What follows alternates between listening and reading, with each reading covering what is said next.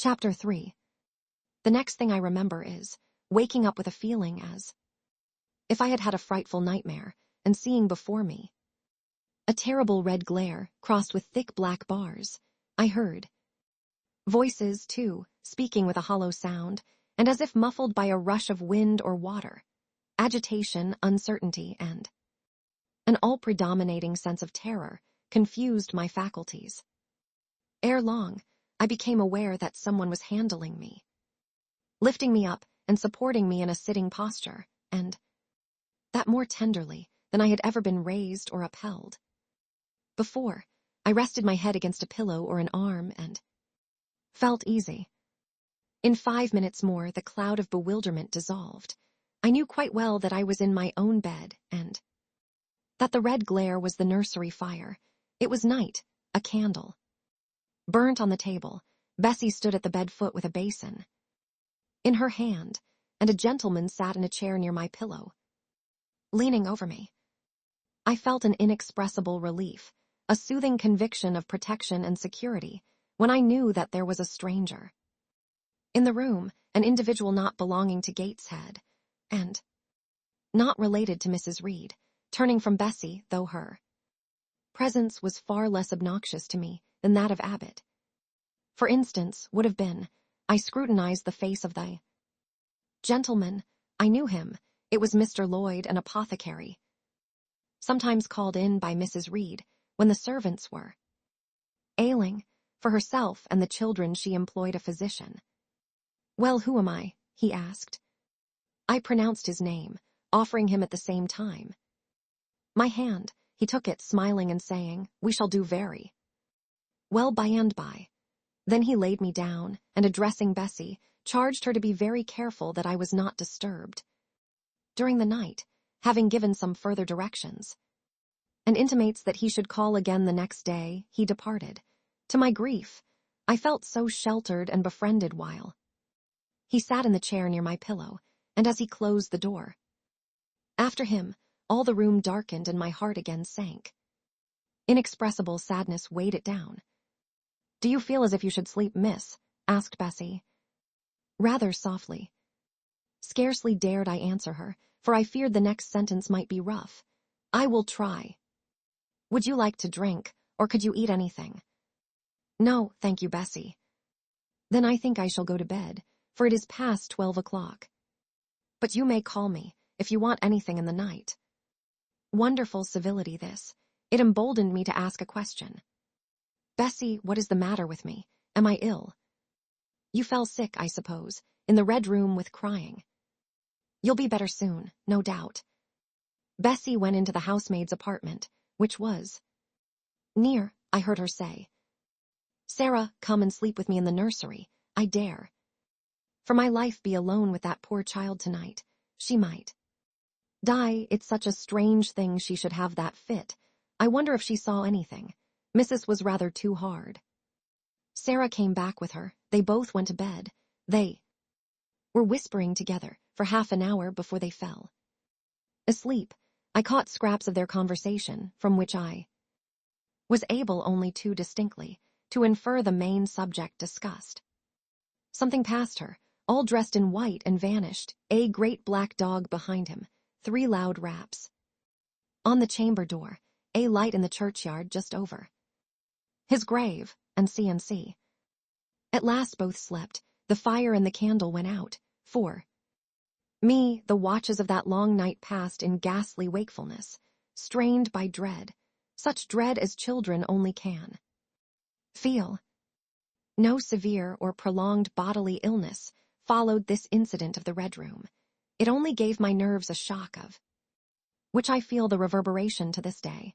Yes, Mrs. Reed, to you I owe some fearful pangs of mental suffering, but I ought to forgive you, for you knew not what you did. Rending my heartstrings, you thought you were only uprooting my bad propensities.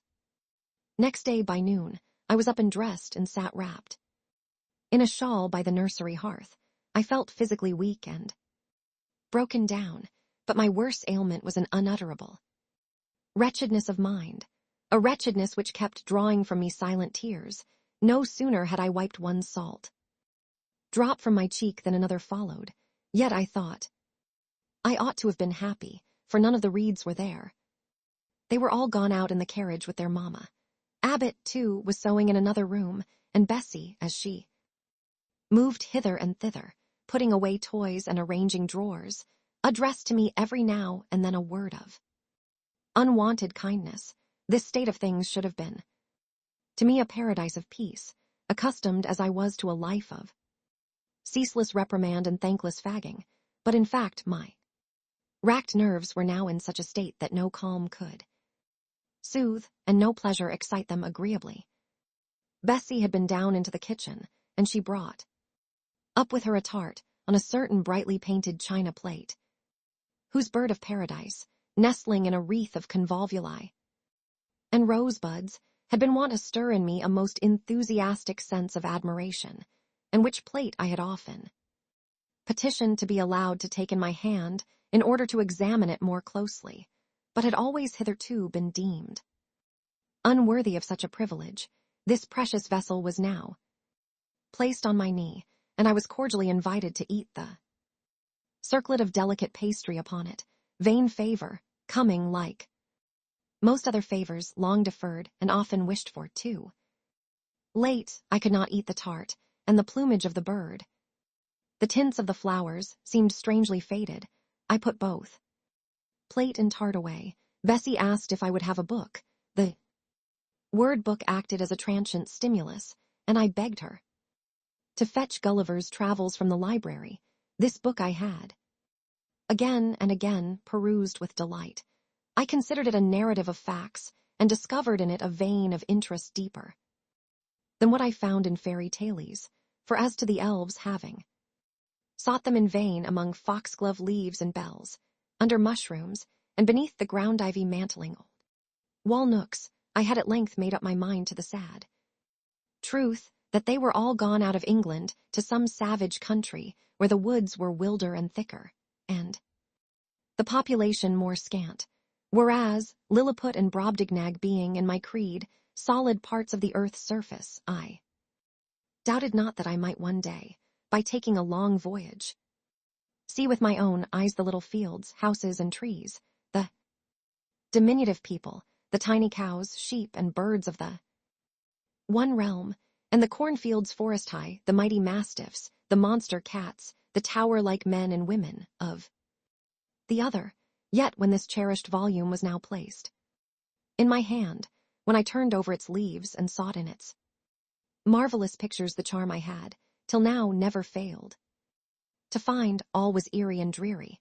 The giants were gaunt goblins, the pygmies malevolent and fearful imps, Gulliver, a most desolate wanderer in most dread and dangerous regions. I closed the book, which I dared no longer peruse, and put it on the table, beside the untasted tart. Bessie had now finished dusting and tidying the room, and having washed her hands, she opened a certain little drawer full of splendid shreds of silk and satin, and began making a new bonnet for Georgiana's doll.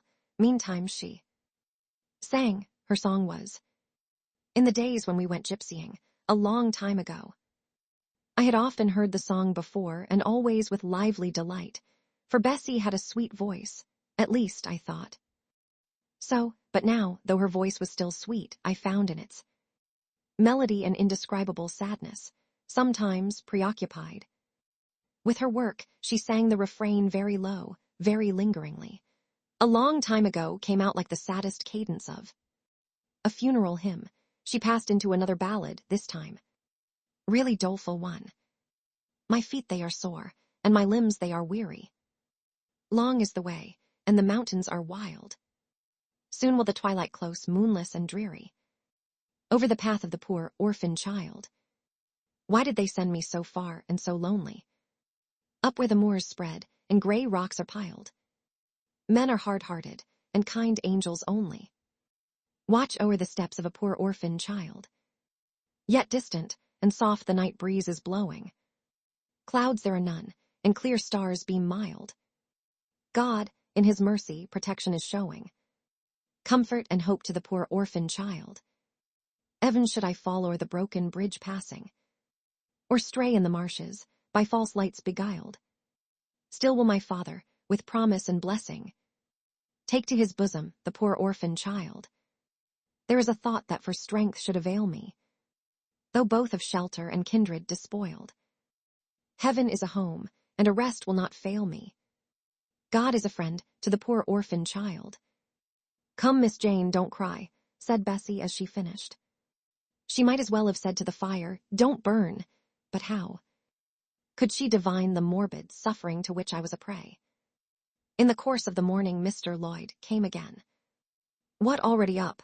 Said he as he entered the nursery. Well, nurse, how is she? Bessie answered that I was doing very well. Then she ought to look more cheerful. Come here, miss. Jane, your name is Jane, is it not? Yes, sir, Jane Eyre. Well, you have been crying, Miss Jane Eyre. Can you tell me what about? Have you any pain? No, sir. Oh, I dare say she is crying because she could not go out. With missus in the carriage, interposed Bessie. Surely not.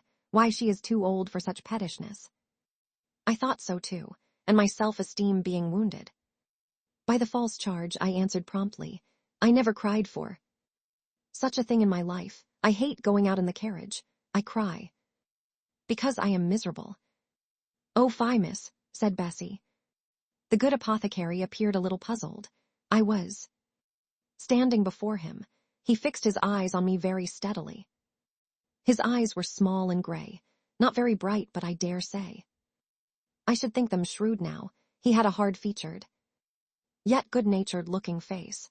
Having considered me at leisure, he said, What made you ill yesterday? She had a fall, said Bessie, again putting in her word. Fall, why, that is like a baby again. Can't she manage to walk at her age? She must be 8 or 9 years old.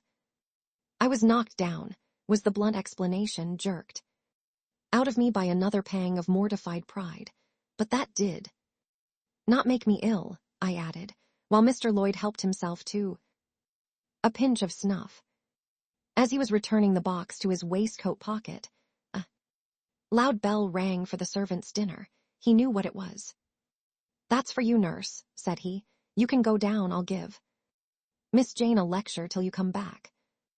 Bessie would rather have stayed, but she was obliged to go, because punctuality at meals was rigidly enforced at Gateshead Hall. The fall did not make you ill. What did then? Pursued Mr. Lloyd when Bessie was gone. I was shut up in a room where there is a ghost till after dark. I saw Mr. Lloyd smile and frown at the same time. Ghost, what, you are a baby after all. You are afraid of ghosts. Of Mr. Reed's ghost I am.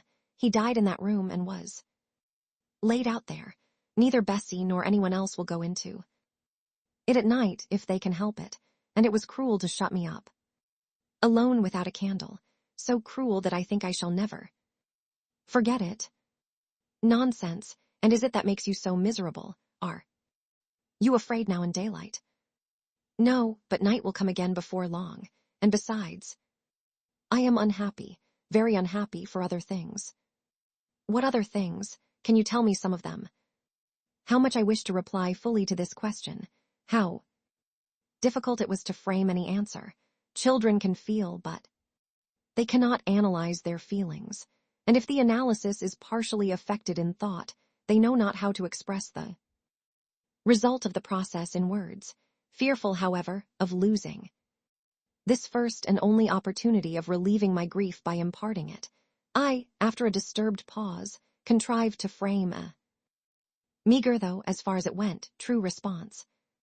For one thing, I have no father or mother, brothers or sisters. You have a kind aunt and cousins. Again I paused, then bunglingly announced. But John Reed knocked me down, and my aunt shut me up in the red room. Mr. Lloyd a second time produced his snuff-box. Don't you think Gateshead Hall a very beautiful house? Asked he. Are you not very thankful to have such a fine place to live at? It is not my house, sir, and Abbot says I have less right to be here than a servant. Pooh, you can't be silly enough to wish to leave such a splendid place. If I had anywhere else to go, I should be glad to leave it. But I can never get away from Gateshead till I am a woman. Perhaps you may, who knows, have you any relations? Besides Mrs. Reed? I think not, sir. None belonging to your father. I don't know. I asked Aunt Reed once, and she said possibly I might have some poor, low relations called Eyre, but she knew nothing about them. If you had such, would you like to go to them? I reflected. Poverty looks grim to grown people, still. More so to children. They have not much idea of industrious, working, respectable poverty. They think of the word only as connected with ragged clothes, scanty food, fireless grates, rude manners, and debasing vices. Poverty for me was synonymous with degradation. No, I should not like to belong to poor people, was my reply. Not even if they were kind to you. I shook my head. I could not see how poor people had the means of being kind, and then to learn to speak like them, to adopt their manners, to be uneducated, to grow up like one of the poor women I saw sometimes nursing their children or washing their clothes at the cottage doors of the village of Gateshead. No, I was not heroic enough to purchase liberty at the price of caste. But are your relatives so very poor? Are they working people? I cannot tell, Aunt. Reed says if I have any, they must be a beggarly set. I should not like to go a-begging. Would you like to go to school? Again I reflected. I scarcely knew what school was. Bessie sometimes spoke of it as a place where young ladies sat in the stocks, wore backboards, and were expected to be exceedingly genteel and precise. John Reed hated his school and abused his master, but John Reed's tastes were no rule for mine, and if Bessie's accounts of school discipline, gathered from the young ladies of a family where she had lived before coming to Gateshead, were somewhat appalling, her details of certain accomplishments attained by these same young ladies were, I thought, equally attractive. She boasted of beautiful paintings of landscapes and flowers by them executed, of songs they could sing and pieces they could play, of purses they could net, of French books they could translate, till my spirit was moved to emulation as I listened. Besides, school would be a complete change. It implied a long journey, an entire separation from Gateshead, an entrance into a new life. I should indeed like to go to school, was the audible conclusion of my musings. Well, well, who knows what may happen, said Mr. Lloyd as he got up. The child ought to have change of air. And seen, he added, speaking to himself, nerves not in a good state. Bessie now returned. At the same moment the carriage was heard, rolling up the gravel walk. Is that your mistress, nurse? Asked Mr. Lloyd. I should like to speak to her before I go. Bessie invited him to walk into the breakfast room, and led the way out, in the interview which followed between him and Mrs. Reed, I presume from after-occurrences, that the apothecary ventured to recommend my being sent to school, and the recommendation was no doubt readily enough adopted, for as Abbot said in discussing the subject with Bessie, when both sat sewing in the nursery one night, after I was in bed, and as they thought asleep, Mrs. was, she dared say, glad enough to get rid of such a tiresome, ill-conditioned child, who always looked as if she were watching everybody and scheming plots underhand. Abbot, I think, gave me credit for being a sort of infantine Guy Fawkes. On that same occasion I learned, for the first time from Miss Abbott's communications to Bessie, that my father had been a poor clergyman, that my mother had married him against the wishes of her friends, who considered the match beneath her, that my grandfather Reed was so irritated at her disobedience, he cut her off without a shilling, that after my mother and father had been married a year, the latter caught the typhus fever while visiting among the poor of a large manufacturing town where his curacy was situated, and where that disease was then prevalent, that my mother took the infection from him, and both died within a month.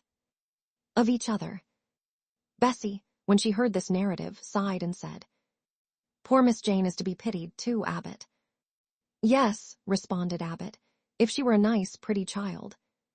One might compassionate her forlornness, but one really cannot care for such a little toad as that." "Not a great deal, to be sure," agreed Bessie. "At any rate, a beauty like Miss Georgiana would be more moving in the same condition." "Yes, I dote on Miss Georgiana," cried the fervent Abbot. "Little darling, with her long curls and her blue eyes, and such a sweet color as she has, just as if she were painted. Bessie, I could fancy a Welsh rabbit for supper." "So could I with a roast onion. Come, we'll go down." They went.